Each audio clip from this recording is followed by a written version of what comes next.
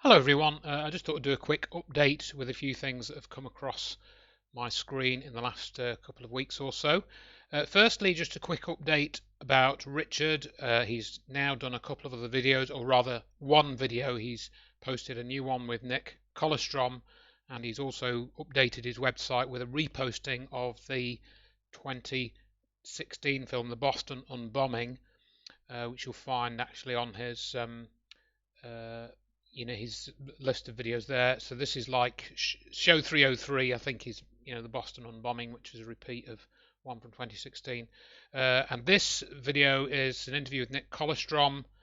I've had variable experience with Nick Colostrom. I know he's a very popular guest with Richard. He's done this update about the Ukraine war. I think he's written a book about it, but I've pretty much completely ignored this because it's just more shenanigans. It's just another theatrical production, if you ask me. So I try and just ignore it as much as possible. There isn't anything about new technology or use of new technology or anything like that to my knowledge. Feel free to correct me if you know anything that I don't. So I've kind of ignored that. But if you want to go and watch that, in the first part, Richard does give an update, a short update, but about 5 minutes long, of what he's been up to and stuff. So you can watch that. I think that's all I watched. I didn't really bother watching the rest of it. But everyone asked me about Richard quite frequently, so I thought I'd include that here. He's fine, by the way, so I'll let you watch the update yourself. So moving swiftly on then, I was asked to do a podcast or video cast or stream or whatever you want to call it, so many terms these days, about the moon hoax by this chap called Chris. Now he has a website called Fockham Hall Radio, which I like the acronym, and we had a good chat with Deb as well. And you can the links for all this will be in the description as usual. I'm going to repost this particular discussion on my channel. I think in about a week's time. I downloaded the video. Chris has had some strikes on YouTube and stuff, so I thought I'd do a backup and it'll go on to Odyssey and stuff. So yeah, you can go and explore that. It is an interesting discussion about the moon hoax, and a few interesting things came up. And I mentioned the Bart Sabrell book, which came out of 2021, just over a year ago, and Moon Man, the true story of the filmmaker on the CIA hit list. Recommended reading if you haven't already read this. And I was quite chuffed that Richard D. Hall and myself got a mention, although that was in an email sent to Bart Sabrell by somebody else, not by Bart directly. But I have communicated with Bart, and I think he's a really good guy.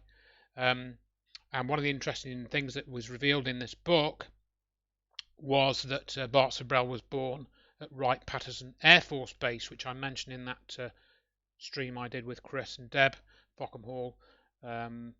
And that's really interesting that Bart Sabrell was born there. His father was in the Air Force. So, but looking at the reviews, I was just sort of looked at the reviews on this, and I was glad to see it's got 550 reviews.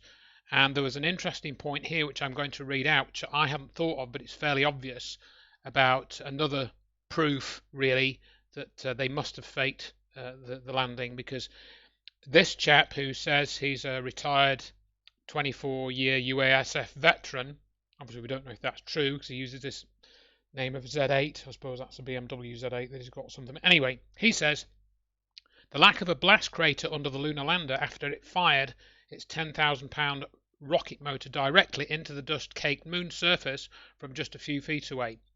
On the moon, that's almost 2,000 pounds of raw thrust, the same as a supersonic T-38 jet engine at full power pointed straight down into dust, or regolith as it's called on the moon. Dust that the astronauts later kick around like sand on a beach. Absurd. Imagine, this was the bit which I thought was really good, and I hadn't thought of this simple analogy. Imagine pointing a supersonic jet engine straight into sand on a beach at point blank range. Now do it with 5/6 less gravity, without disturbing a single grain of sand. So you just imagine that, firing this rocket motor a few feet above a sandy beach, and considering where that sand might go. I mean, as he says, it's patently ridiculous when you consider things like that. So I just thought I'd throw that in here. That kind of leads me on to the sort of TV hoaxing side of things, and this recently came up on my YouTube playlist. Nobody sent me this. and it's called Space Cadets, the most expensive hoax in television history, and that was a Channel 4 documentary. It isn't the actual documentary itself. That may be available somewhere on YouTube or Odyssey. I didn't bother to look at that, although I think it's not actually a documentary as such. It's reality TV, so the whole set of programs is probably like 10, 12 hours, whatever it is. But they spent £4.5 million on this, and the idea was that they would fool some people that they'd been sent into space on a sort of Russian space program, and they basically fooled them into thinking they were in space, and they got away with it. It's quite extraordinary that they went to, and this is all documented in this Chris James video, which is very good, very well put together, very evenly paced, very well scripted, and so forth, and a very good analysis of the actual program. And also at the end, there's some interesting commentary that these people really believed that they were in space, and Johnny Vaughan, who's the presenter of this thing, frontman for this thing, he kind of says, well, Ian, it's like you really went into space because you believed that you were, and that's a really interesting point that he makes. So anyway, I'll leave you to watch that if you're interested. I found it quite interesting, again, just informing us about the psychology that's used in these faking these things, so you can go and watch that yourself and see what you think from the link in the description. More sort of relation to TV hoaxing, this time of the pandemic. Somebody pointed me at this video, which is only a 2-minute compilation, and it's actually from the UK Channel 4 soap series, which was stopped. I don't know when it was stopped, but it's called Brookside. I didn't really watch this, but I was aware of it being on like 2 nights a week. It was like Channel 4's answer to Coronation Street, set in somewhere near Liverpool or some district of Liverpool or something. And they had this episode called The Virus, and basically it is something very similar to the COVID scam. So you can watch that. It's quite an interesting couple of minutes, the little details that whoever's done this has picked out. So yeah, you might want to have a look at that. Then moving on, if you're interested, this is sort of a current thing, so this video, like most of the recent ones, will be out of date at some point.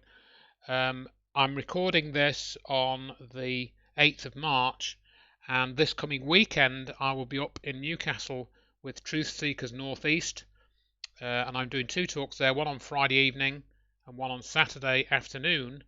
And this is going to be at the Walkerville Community Centre. You can click on this link if you go to the website and contact Maureen, who's organising the talk. She's a very active person in the group and organises talks for various people. And I'm very grateful that she'll do that for me too. So if you want to go, I think she charges like £5 entry to each, something like that. So you can contact her through that link on the website. Similarly, Kieran.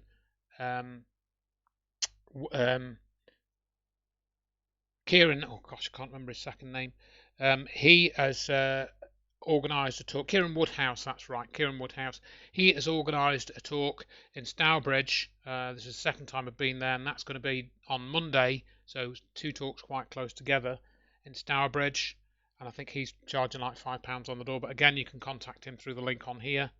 But if you want to see those talks, but you're not able to come, they're both pretty much online. The Infinite Energy talk, I've got the link here to that. There's at least 2 versions of that online. And then the Healthy Skepticism talk, which I'm doing at Newcastle.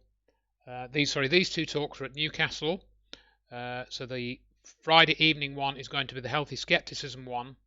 And actually this is going to be updated. I'm currently updating this presentation because I found when I went to look at this that I hadn't actually updated this presentation since 2010, so it's over 12 years old now. So I am updating it a bit, although a lot of it is still relevant. So there's that. So the presentation that I'm doing for Kieran Woodhouse at Stourbridge will be the 9/11 Finding the Truth, which is my exploration of how the cover-up worked and how I got involved with Dr. Judy Wood. That's been online for years. I mean, I put that presentation together back in 2008, and I've updated it a few times since. So it's like 14 years old, 15 years old now. and I've added bits, and you know, other people have gone on, thankfully, and picked up on that. Like I've got this page here, which you know, I've already made a video out before, so you can have a look at that. So this goes into a lot more detail.